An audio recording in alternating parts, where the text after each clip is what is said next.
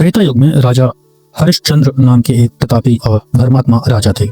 उनके राज्य में ना कोई अकाल था, ना रोग और ना ही अधर। प्रजा धन और तपस्या के गौरव से सुखी थी। उनकी कीर्ति तीनों लोकों में फैली हुई थी। एक दिन राजा शिकार पर गए, जहां उन्होंने स्त्रियों की करुण पुकार सुनी।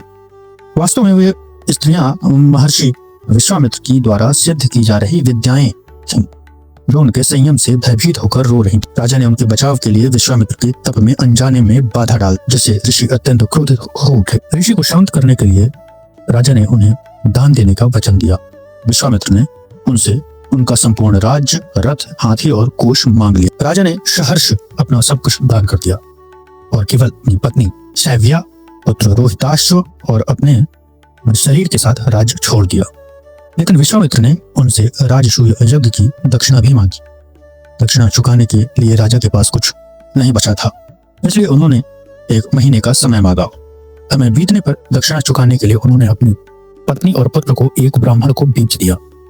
अंत में खुद को भी एक चांडाल के हाथों बेच दिया, ताकि सत्य की रक्षा हो सके। राजा अब शमशान में मुर्दों की कफन बटोरने का काम करने लगे।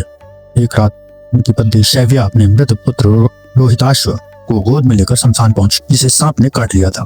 दोनों की हालत इतनी खराब थी कि वो एक दूसरे को पहचान भी नहीं पाए। जब सत्य का पता चला तो दुखों का पहाड़ टूट पड़ा।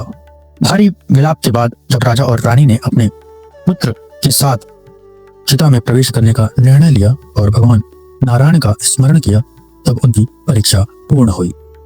अंत में सभी देवता स्वर्ग से उतरे और साथ ही विश्वामित्र जी भी उन्हें परिवार सहित स्वर्गलोक ले जाने आए थे। पर हरिश्चंद्र ने अपनी अयोध्या की प्रजा के बिना जाना स्वीकार नहीं किया। तब इंद्र को प्रजा सहित हजारों विमानों प्रजा को भी साथ स्वर्ग ले जाना पड़ा। राजा हरिश्चंद्र का चरित्र उस सोने की तरह है, जिसे जितनी तेज आग में तपाया गया, उसकी चमक उतनी ही बढ़ती गई और अंत में वह कुंदन बनकर उभरा। अगर ऐसे ही धर्म संबंधी कथाओं को जानना चाहते हैं तो हमसे जुड़े रहें। धन्यवाद।